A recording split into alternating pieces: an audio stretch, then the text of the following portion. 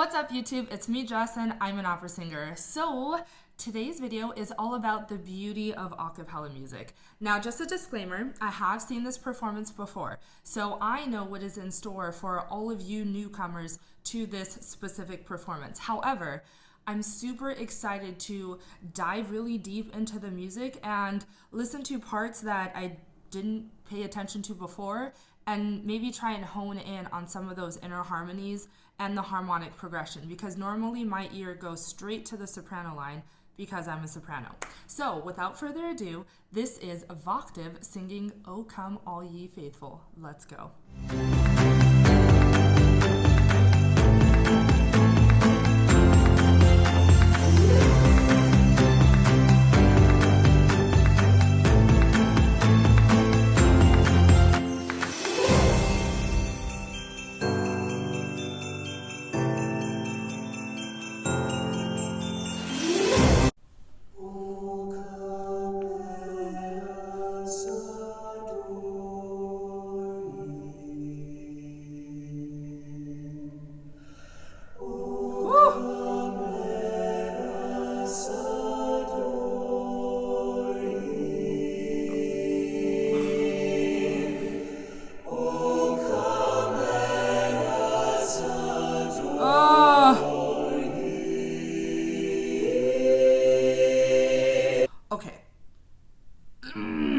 Okay, you can tell this is going to be a good sound just from the unison. They are, okay, 1, 2, 3, 4, 5, 6, 7, 8, I think 9. 9 people in this group right now. The blending of 9 different voices to create one sound is so beautiful.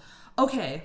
I actually want to talk about the alto line. Look at me talking about the altos first, because they had a really cool moment. Let's rewind a little bit to catch that cool moment.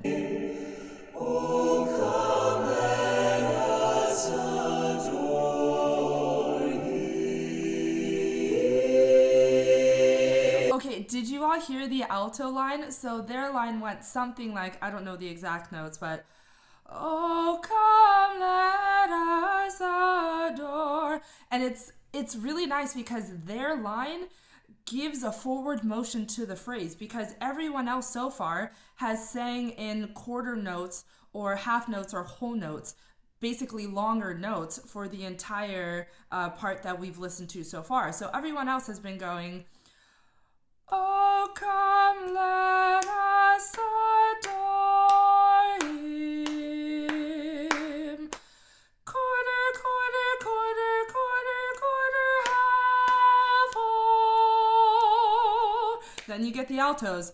Oh, come let us adore. So nice. It just really propels the phrase forward, and it just brings a little bit of excitement to the overall line. I'm really, really excited. Y'all, this might be a long video. I'm just gonna warn you early now. Let's keep going. Christ,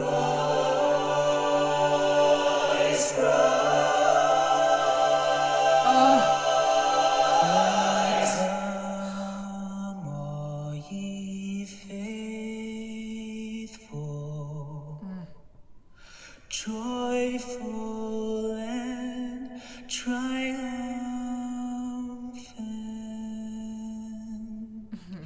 Come ye, O come ye to Bethlehem.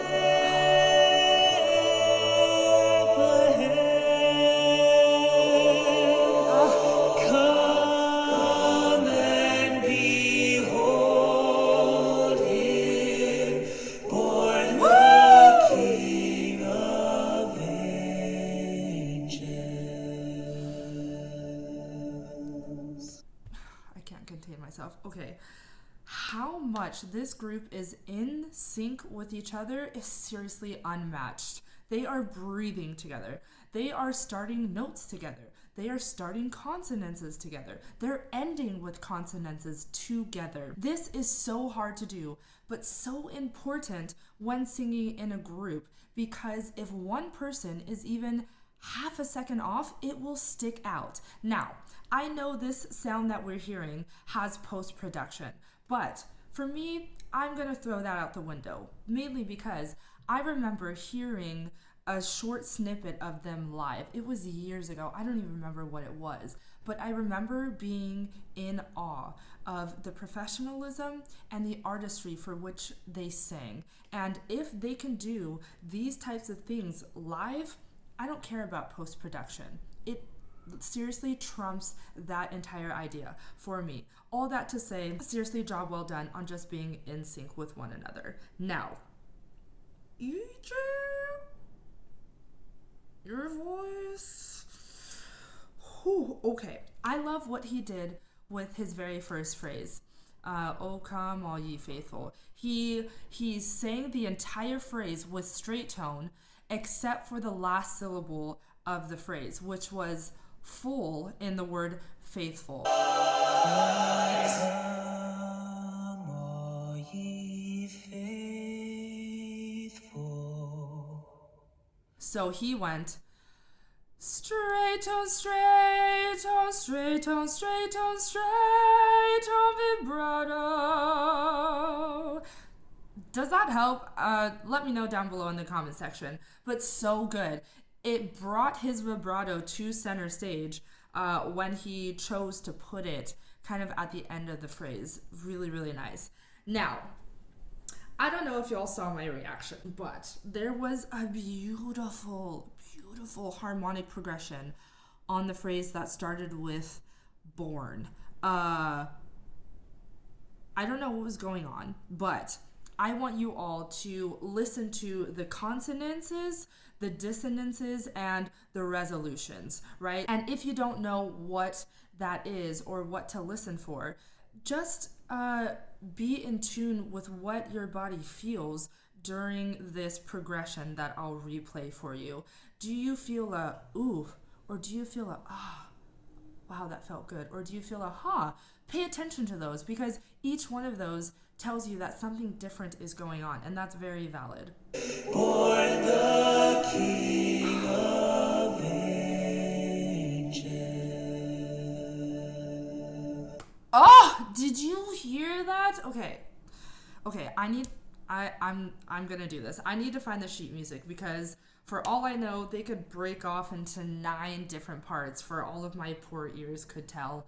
I do not have perfect pitch by any means. Where's Eddie from Two Set when you need him? So, sheet music it is. Okay, y'all, I found the sheet music, so I'll just put a screenshot of it right here so you can see what I'm talking about as I'm talking about it. So the cool part in this harmonic progression of Born the King of Angels, for me, is in the second alto line. So they sing, born the King of Angels.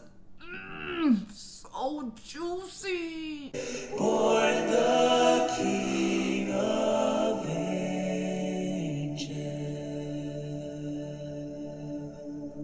Yes, final S. Oh, come let us adore Him. Oh, come let us adore Him. Oh, come let us adore Him. Christ, Christ, Christ, Christ, the voice of angels, sing. Oh my god, EJ, your mixed voice and your chest voice is so powerful. I would literally give up my speaking voice and my singing voice to have your voice. Now, here is why I am so in love with the sound that I'm hearing right now. I have a love-hate relationship with the tenor voice, and that is because, to me, the tenor voice is the most unnatural sounding of the voice categories. Yes, even more so than a high coloratura soprano, and here's why. The tenor voice is a fine line between yelling, which is a form of singing, and straining. And that fine line is present in a majority of their tessitura because A, they bring up their chest voice a lot higher than the other voice categories, and B, because the repertoire that they sing calls for that tessitura where that fine line is present. It's easy for me as a listener to get tense when listening to a tenor, yes, even a professional operatic tenor, because of that fine line. Unless the tone and the timbre of that tenor voice sits and sounds higher than normal. So I'll go ahead and insert some clips of tenors within different genres of music who have a naturally higher sitting voice than normal. Very superstitious.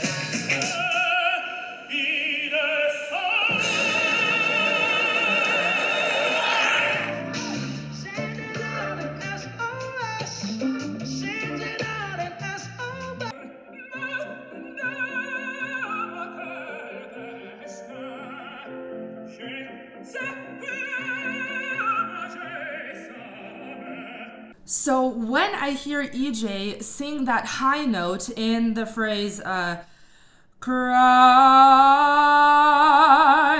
Christ the Lord, this note is really high for a tenor. That is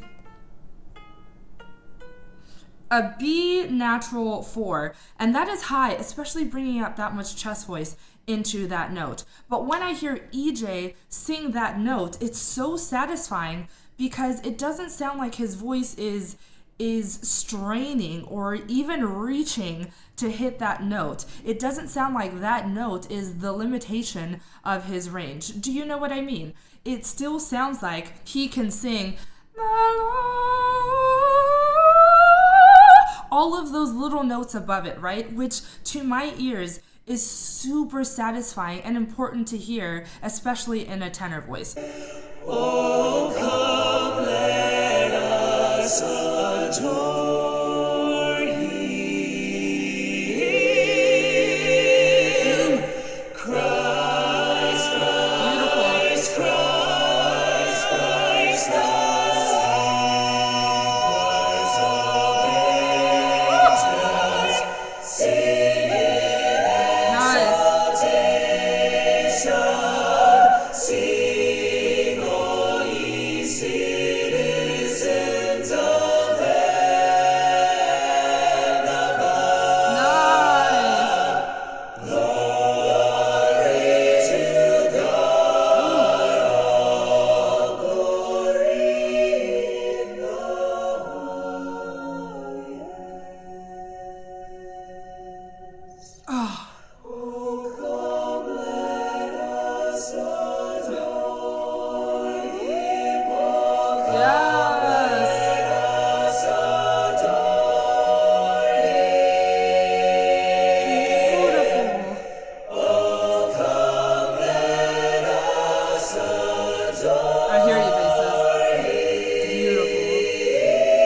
Oh.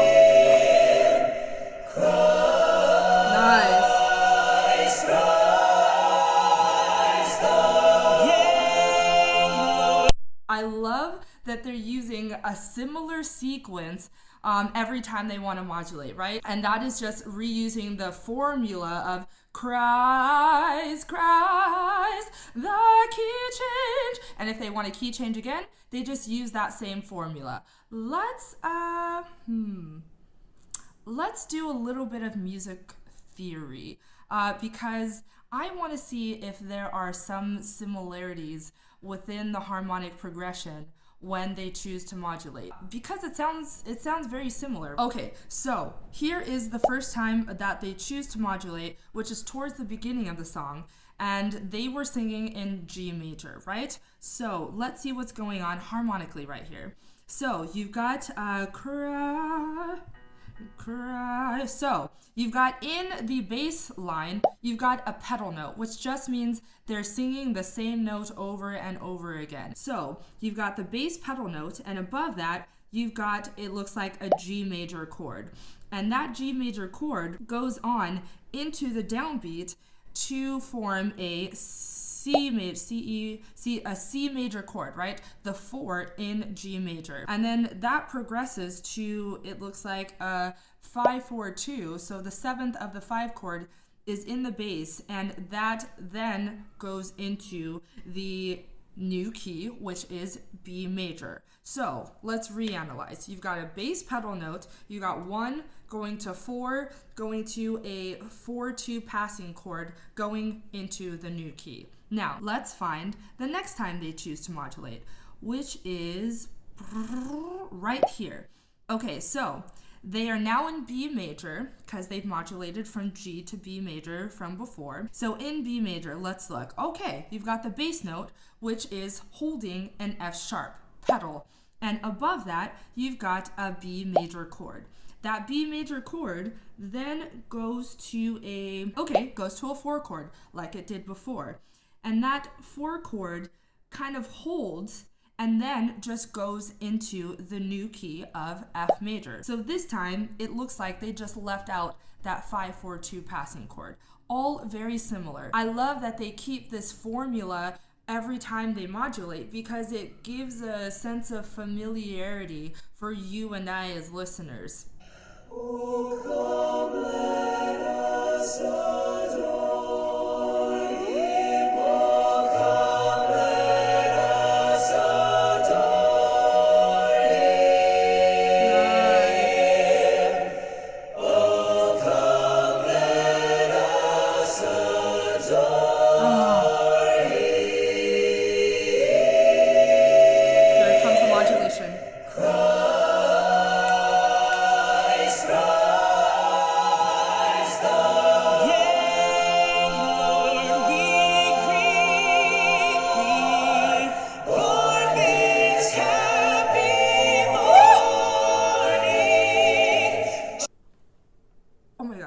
I'm sorry. Did you all hear the greatness of that phrase? Okay, Jesus. The bass line. Don't worry, I'm gonna get to EJ's voice. The bass line. Ooh, their line was so good. Let's just rewind and try and listen to the bass line. EJ's voice is at the forefront, I know, but try and listen to the bass line, y'all.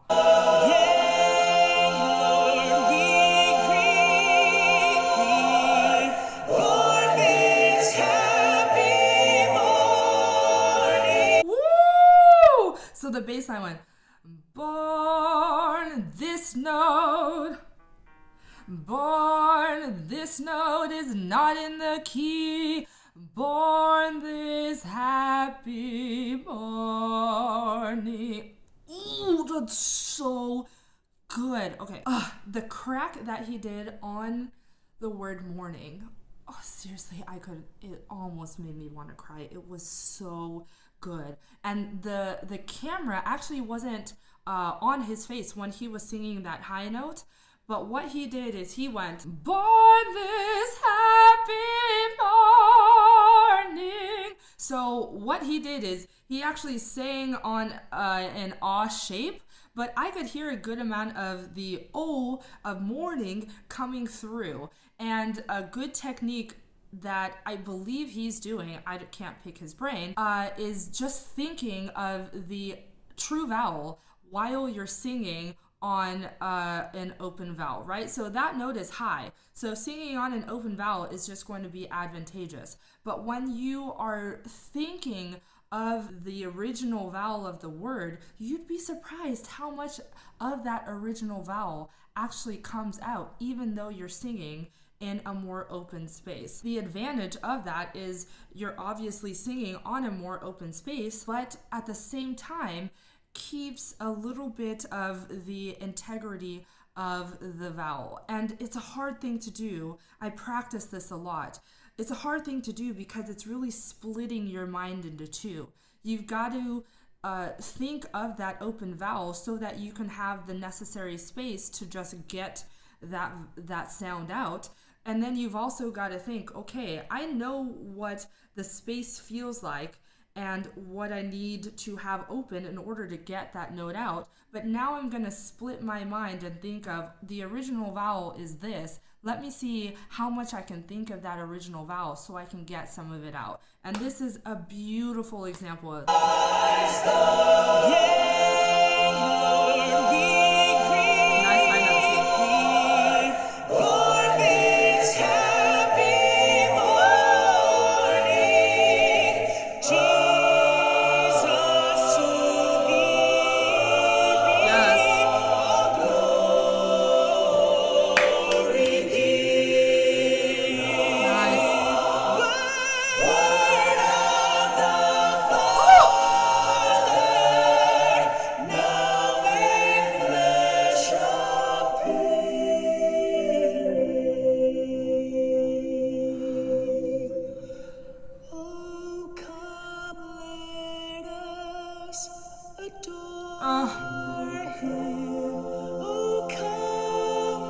Nice rhythmic change.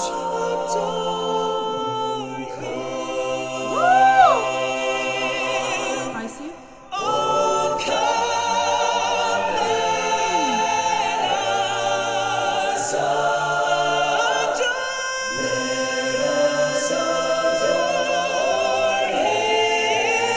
Still going.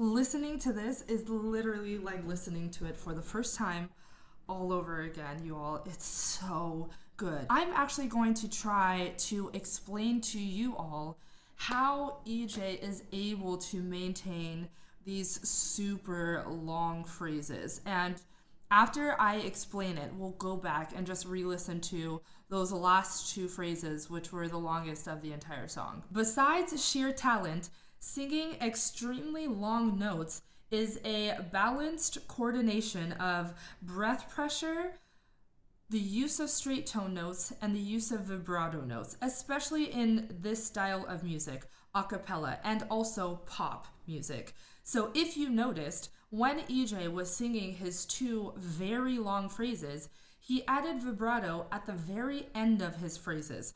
All of the other notes and the sustained notes were all straight tone. And so let me tell you what is physiologically happening when you sing straight tone notes versus vibrato notes. When you sing a straight tone note, there is less subglottic pressure and there is less airflow in comparison to a vibrato note, right? And that just means there is less air ready to use underneath your vocal folds, and there is less air coming out of your vocal folds to produce the sound. Now, you have to think of this relatively, right? What is less air to EJ may be an extreme amount of air to you or to even me, right? Because thinking physiologically as well, EJ just has much larger lungs than I have. So he will be able to take in a larger breath than I ever will be able to take in. That's just physics. So I say that to not compare yourself to try and do these extremes, right? But back to long phrases. So when you incorporate straight tones in your long phrases, you're then incorporating the use of less air, again, in comparison to vibrato notes, which then gives you the possibility to manage the air that you have taken in efficiently to get through that extremely long phrase. Now, I remember sitting in class in conservatory and my teacher had said that she had asked Barbara Bonney, if you don't know who she is, Google her, Barbara Bonney, how she was able to sing such long phrases. And her answer was, I just incorporate more straight tones. So that just shows you, using straight tones is advantageous when singing extremely long phrases. And it's great because you can do this in this style of music. I can't do that singing bel canto repertoire. We don't use straight tones. Now, nobody wants to hear an entire song with only straight tone notes. You need vibrato to bring the color and excitement to a phrase. And EJ brought us that vibrato, and even better, he actually brought it to us at the end of his phrases, right? So we got some tension of that just constant straight tone note, but the satisfaction of the long phrase, and then the final nice much needed resolution when he gave us his beautiful vibrato at the end of his phrase. I hope all of that made sense to you. If not, just go back and re-listen to it a couple of times. I know it was a lot. Let's just rewind and soak in that information I just gave you, and let's just re-listen to the beauty of these long phrases that EJ is singing. Oh,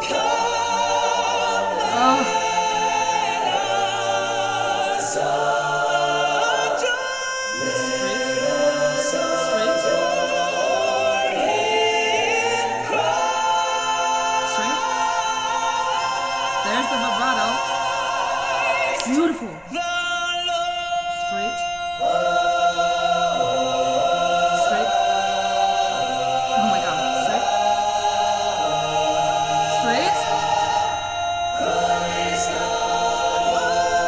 Straight. Straight. Straight. Straight. Straight. There's the vibrato. Oh my god. Oh, I can listen to that 100 times. I don't know about y'all, but I'm going crazy over these two phrases, this entire arrangement in general. I hope this wasn't too much information for you all. I hope you understood even just a little bit. When I hear performances like this, I just geek out and go kind of crazy. I'm sure this is going to be a very long video, but just so much recognition needs to be given to the arrangement and how they're performing it. It's just immaculate. All that said, I hope you liked what you saw and what you heard. If you did, make sure you hit that subscribe button down below and let me know of any other Voctave performances I should review. I've seen this one and I've seen one snippet of their live performance that I can't remember, but I've never listened to them in a sense of where I really dived in, you know, harmonically and even on the inner voices, just because it's so much to take in, and I'm willing to do that for you all on my channel. So let me know what you'd like to hear below. Also, make sure you turn on those bell notifications so you know when I put up a new video on YouTube. I hope you all have a fantastic week, and I will see you all very soon. Bye!